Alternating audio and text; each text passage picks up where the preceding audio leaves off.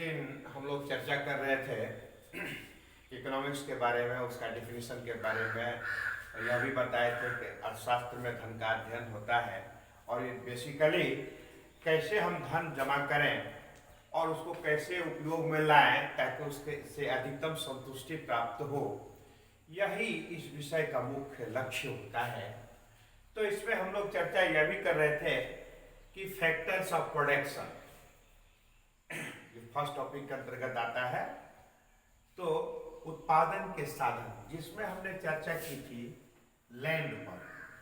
आप सबको ज्ञात होगा यह प्रकृति प्रदत्त निःशुल्क देन है। और लेबर, इसमें भी हमने बताया था कि लेबर दो प्रकार का होता है, एक शारीरिक लेबर, एक मानसिक लेबर। सामान्यतः शारीरिक कार्य करने वाले लोगों को लोग श्रमिक कहते हैं और मानसिक कार्य करने वाले लोगों को लोग कर्मचारी के रूप में जानते हैं। वो ऑफिशियली कार्य करते हैं, डॉक्टर होते हैं, इंजीनियर होते हैं या IAS IPS ऑफिसर होते हैं, जितने भी प्रकार के ऐसे होते हैं, बैंकिंग सर्विस क्षेत्र में होते हैं, ये सारे मानसिक कार्य करने वाले होते हैं। और इसको पाने वाले लोग अपने को पारितोषिक के रूप में जो मिलता है वो सैलरी कहना पसंद करते हैं, हम पहले ही दिन बताए हुए थे। और जो श्रमिक जो फिजिकल वर्क करते हैं, कुदाली चलाने का कार्य, हल जोतने का कार्य, ईटा ढोने का कार्य या इस प्रकार का जो भी कार्य होता है उसको शारीरिक लेबर के रूप में कहा जाता है। और उसको दिया जाने वाला जो पारितोषिक होता है वो मजदूरी कहलाती है। तीसरा हमने कहा था कि कैपिटल के बारे में, और इसकी चर्चा भी थोड़ी सी हुई थी। आप सबको ज्ञात होगा कि उत्पादन के जो ये विभिन्न साधन हैं, महत्वपूर्ण साधन हैं, उसमें जितना महत्वपूर्ण स्थान भूमि का है, लैंड का है, उतना ही लेबर का है। किंतु आज के इस आधुनिक युग में, जिसको हम आधुनिक युग को इस विषय में हम लोग इकोनॉमिक इरा के रूप में जानते हैं, यानी आर्थिक युग के रूप में जानते हैं, ये कैपिटल जो है बहुत महत्वपूर्ण स्थान रखता है, क्योंकि ये आधार स्तंभ होता है। आप सबको ज्ञात होगा, ये आगे जब स्टडी करेंगे तो पता चलेगा कि भारत में के पिछड़ेपन का सबसे बड़ा एक कारण यह भी है कि यहां पूंजी का अभाव रहता है। तो उस पर हम लोग बाद में चर्चा करेंगे। किंतु ये पूंजी के भी दो प्रकार होते हैं, एक तो हम फिजिकल कैपिटल के रूप में जानते हैं और एक हम ह्यूमन, आजकल फैशन हो गया है, ह्यूमन कैपिटल के रूप में जानते हैं। हम इसको और क्लियर करेंगे कि पहले लैंड, लेबर, कैपिटल और इंटरप्राइज एंड ऑर्गेनाइजेशन के रूप में the 5 are the factors of production. But nowadays, generally economics, modern economics, like to say land, labor, capital. Here, capital are under. Here, capital is already involved to two types of capital: physical capitals and human capitals. And here we are seeing that. Under human capital, two main factors are also includes, like enterprise and organization. At that time, generally economists like to say enterprise and organization also are the factors of production. यानी पहले के economics 5 साधन मानते थे: land, labour, capital, enterprise और organisation, यानी उद्यमी।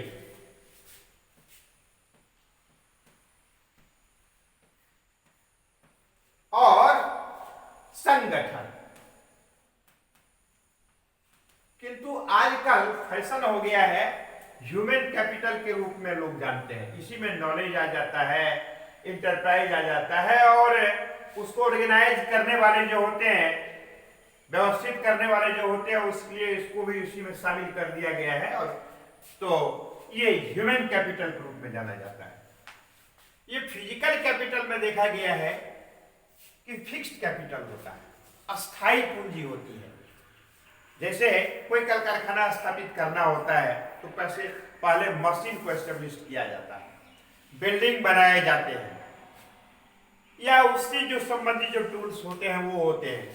तो ये सब तुरंत चेंज नहीं करना पड़ता हर एक सीजन पर, जैसे समय समय पर चेंज होता है, ऐसा नहीं है। एक लंबी कालखंड के लिए इसको उपयोग में लाया जाता है। एक बार इसको एस्टेब्लिश कर लेने पर कई वर्षों तक यह काम आने वाला होता है। जब हम मेजर लेवल पर, व्यापक लेवल पर जब इसको एस्टेब्लिश करते हैं 10-20 साल के बाद, तो फिर नए सिरे से बड़े उद्योग, बड़ा प्लांट लगाने के लिए बड़े मशीन आदि का प्रयोग करते हैं, बिल्डिंग बनाने का कार्य करते हैं। तो ये फिक्स्ड माना जाता है। इसलिए ये जो दीर्घकाल तक, ऐसी पूंजी जो दीर्घकाल तक कार्य आने वाला होता है, एक बार प्रयोग में लाने के बाद वो दीर्घकाल तक वो चलते रहता है, बराबर उसमें चेंज करने की आवश्यकता नहीं होती है। इसीलिए इसे अस्थाई पूंजी भी कहा जाता है, अस्थाई पूंजी। और दूसरा है, इसके अंतर्गत हमने अभी देखा कि टूल्स आते हैं, मशीन्स आते हैं, बिल्डिंग आते हैं, ये सारे अस्थाई पूंजी के रूप में जाना जाता है। इसके बाद दूसरा जो है, जो डे टू डे काम आने वाला होता है।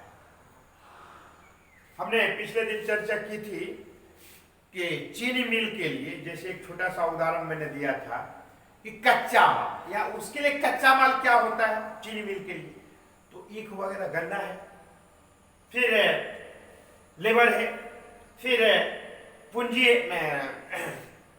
ये धन है, प्रतिदिन उसको जो कुछ दिया जाने वाला वेजेज होता है वो होता है। तो जो डे टू डे काम आने वाले साधन होते हैं उसे वर्किंग कैपिटल के रूप में जाना जाता है। इसको कहते हैं रॉ मटेरियल्स के रूप में जानते हैं, मनी के रूप में जानते हैं, यानी कि उत्पादन से संबंधित डे टू डे काम आने वाले जो कच्चे माल होते हैं। और दूसरा है, डे टू डे काम आने वाला जो सामान खरीदे जाते हैं उसमें पूंजी की, रुपये की आवश्यकता होती है। तो इसीलिए इसको हम लोग अस्थाई पूंजी के रूप में भी जान सकते हैं। इसीलिए इसको हम वर्किंग कैपिटल, कार्यशील जो हमेशा काम आने वाले रॉ मटेरियल्स के रूप में होता है, मनी के रूप में होता है, इसको कहा जाता है वर्किंग कैपिटल। और तीसरा, चौथा जो है, यानी कैपिटल का ही जो दूसरा भाग है, आजकल जो डेवलप हुआ है ह्यूमन कैपिटल के रूप में, यानी कि टेक्नीशियंस, ज्ञान के साथ साथ उद्यमी का होना होता है, और उसको ऑर्गेनाइज करने के लिए भी एक माध्यम का होना आवश्यक होता है। इन सारे तथ्यों को ह्यूमन कैपिटल के रूप में जाना जाता है। तो इस तरह से हमने देखा कि कैपिटल के ये रूप होते हैं। याद रखेंगे कि भारतवर्ष में पूंजी का, यानी कि भारत के तीव्र गति से विकास का नहीं होने का एक महत्वपूर्ण कारण ये कैपिटल, यानी लैक ऑफ कैपिटल भी है। आप सबको ज्ञात होगा कि बहुत डेवलप्ड नहीं होने के कारण, बहुत एजुकेटेड नहीं होने के कारण, या विभिन्न प्रकार की समस्या आने के कारण ऐसा देखा जाता है कि ऋण लेने की स्थिति में लोग सामान्यतः सेठ साहूकार लोगों से ऋण ले लेता है, और जिसका बहुत ज्यादा रेट ऑफ इंटरेस्ट होता है।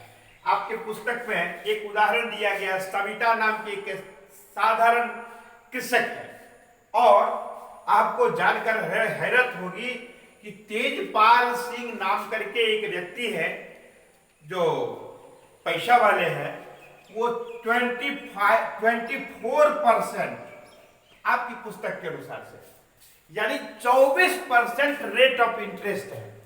अब कहेंगे कि ये इंटरेस्ट, ब्याज क्या है, तो आगे के कक्षा में हम लोग इस पर चर्चा करेंगे, किंतु ब्याज एक निश्चित अवधि के लिए तरलता के परित्याग का पुरस्कार है। तो इस पर हम लोग बाद में चर्चा करेंगे। तो आप कल्पना कर सकते हैं कि 24% रेट ऑफ इंटरेस्ट पर सविता 3,000 रुपया तेजपाल सिंह से सूद पर रुपया लेती हैं और कृषि कार्य करने के लिए, और यह भी एग्रीमेंट बना देती है कि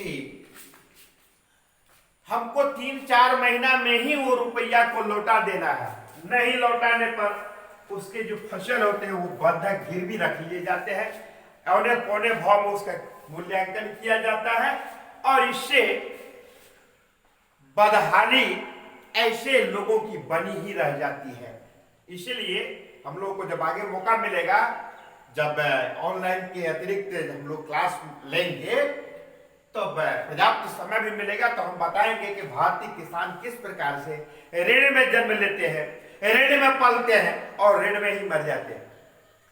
खैर, तो रेट ऑफ इंटरेस्ट, यदि एक तो किसी भी स्थिति में ऋण लेना वो हानिकारक है, अशुभ है, किंतु विशेष जब कोई विकल्प नहीं हो, यदि ऋण लेते हैं तो प्रयास करना चाहिए बैंक वगैरह से ऋण लेना चाहिए, उसका रेट ऑफ इंटरेस्ट कम होता है। याद रखेंगे 24% दिया है वो मंथली है, और बैंक में यदि 12%, 14%, 16% लिया जाता है, 12 से 16% तक, तो यह ईयरली होता है। तो आप मैथमेटिक्स के भी स्टूडेंट हैं, कल्पना कर सकते हैं कितना बड़ा अंतर होता है रेट ऑफ इंटरेस्ट में, सेठ साहूकार बगल अगल के लोगों से ऋण लेने पर, और बैंकिंग माध्यम से। बैंक से इसलिए ऋण लोग नहीं लेना चाहता है क्योंकि समय पर उसको उपलब्ध नहीं हो पाता है, विभिन्न प्रकार की प्रक्रियाओं से गुजरना पड़ता है, उसमें गारंटर बनना पड़ता है। ये सारी औपचारिकताओं को पूरा करने में व्यक्ति विशेष, सामान्य व्यक्ति विशेष के लिए बहुत कठिन कार्य हो जाता है। इसीलिए लोग विवश होकर के नजदीक के सेठ साहूकार से ही ऋण ज्यादा से ज्यादा रेट पर लेकर के अपने को ऋण के भंवर जाल में फंसा लेता है और बर्बाद हो जाता है। खैर, तो इस तरह से हमने देखा कि उत्पादन के जो विभिन्न फैक्टर्स हैं, इस पर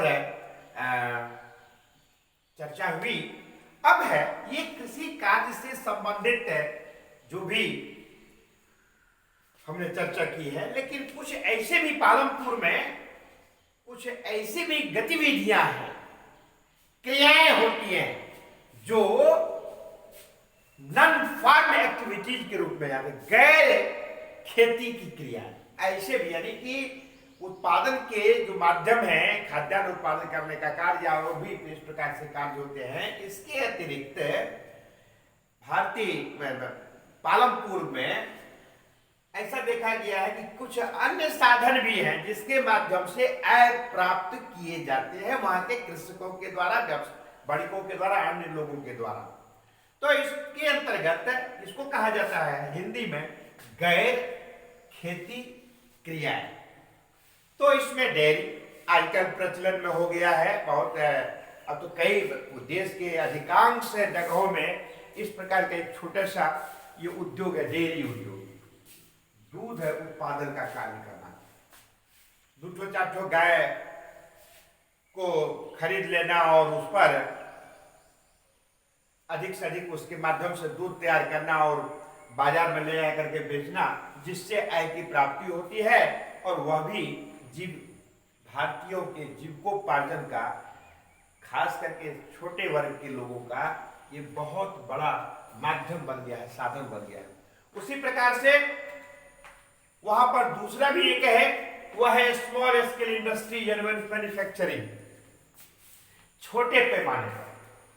हम लोग आगे जब चर्चा करेंगे तो बताएंगे कि cottage industry, small scale industries, major industries, तो उस पर इंडस्ट्री पर चर्चा करने पर डिटेल्स उसमें आएंगे। किंतु छोटे पैमाने पर जिसको हम लघु उद्योग कहते हैं भी वहां पर है, जैसे बीड़ी बनाने का कार्य, जैसे मिट्टी के बर्तन बनाने का कार्य, जैसे गन्ना से गुड़ वगैरह तैयार करने का कार्य, इस प्रकार का भी कार्य करके वहां के किसान आय प्राप्त करने का कार्य करते हैं, अपने जीविकोपार्जन करते हैं। इसके अतिरिक्त भी है कि वह है जो व्यवसायी लोग हैं, दुकानदार लोग हैं पालमपुर में, तो बिजनेस के माध्यम से वस्तुओं का क्रय विक्रय करके भी अपने जीविकोपार्जन संभव कर पाते हैं। तो एक गैर खेती का कार्य में यह भी आता है पालमपुर में। इसके अतिरिक्त है ट्रांसपोर्टेशन। आपको ज्ञात होगा कि आज भी गांव देहात में बैलगाड़ी से, घोड़ा गाड़ी से, तांगा पर, रिक्शा पर, ट्रक पर, जीप पर, इन विभिन्न माध्यमों से आयात मतलब वस्तुओं को लाने ले जाने का कार्य करते हैं। आजकल यह फास्ट डेवलपिंग सेक्टर के अंतर्गत आता है और इस प्रकार से यह भी एक माध्यम है आय का पालमपुर में। तो इस तरह से हमने देखा कि सबसे पहले कि उत्पादन के जो 5 साधन हैं उसको आजकल के अर्थशास्त्रियों के द्वारा ये फैशन हो गया है कि इसको हम 3 ही क्षेत्र में मानते हैं। तो आप भी मानिए 3 ही क्षेत्र, क्योंकि आपके पुस्तक में भी इसी प्रकार से दिया हुआ है।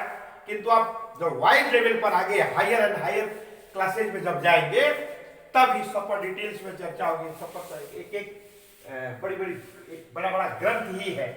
तो खैर वो बात की बात है, किंतु हम लोग लैंड, लेबर, कैपिटल के रूप में जानेंगे। कैपिटल के बारे में भी हम लोगों ने जाना कि फिजिकल कैपिटल होता है। फिजिकल कैपिटल भी 2 प्रकार का होता है, वर्किंग कैपिटल होता है, फिक्स कैपिटल होता है। और उसके अंतर्गत कौन कौन से आते हैं उसको हमने क्लियर किया। फिर उसके बाद ह्यूमन कैपिटल में हमने स्पष्ट कर दिया कि आजकल एंटरप्राइज भी आता है, ऑर्गेनाइजेशन आता है। फिर इसके अंतर्गत ज्ञान वगैरह की बात होती है।